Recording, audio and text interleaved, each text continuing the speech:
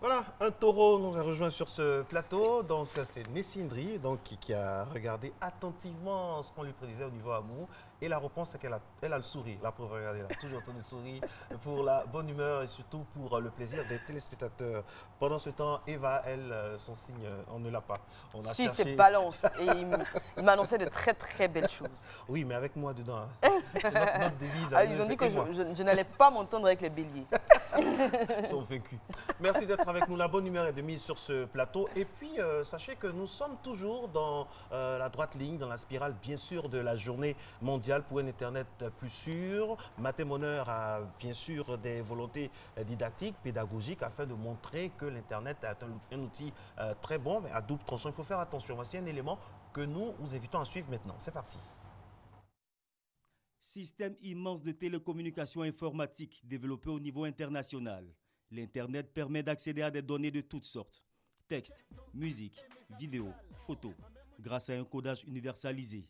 Il suffit d'un clic pour avoir le monde à sa portée.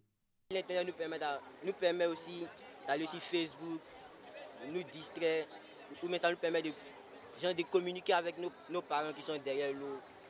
Par lui, le divertissement s'est accru.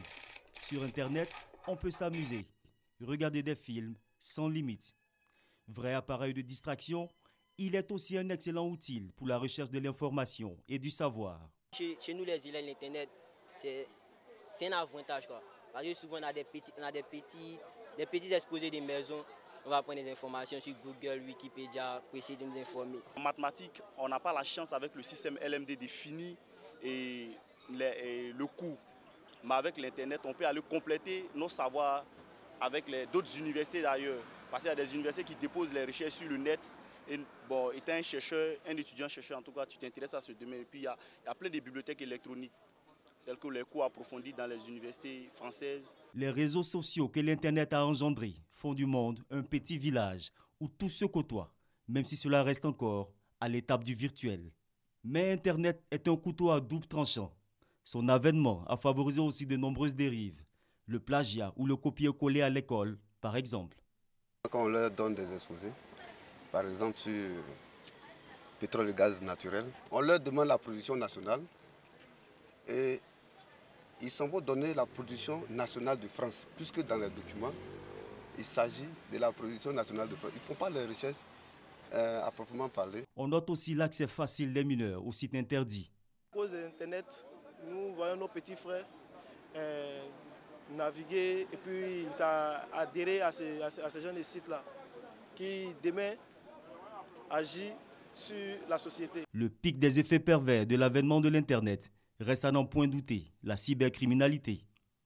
Il y a des bons citoyens qui vont là-bas pour faire des rencontres souvent, pour causer avec les proches, mais il y a des personnes de mauvaises intentions qui vont sur le net pour arnaquer des gens.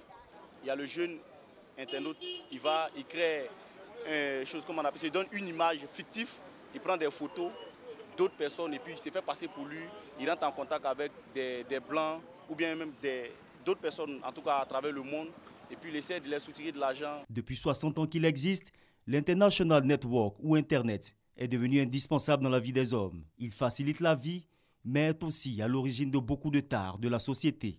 La compréhension de ces enjeux, comme le stipule le thème de la Journée mondiale 2017, pourrait peut-être mieux faire comprendre toute son importance.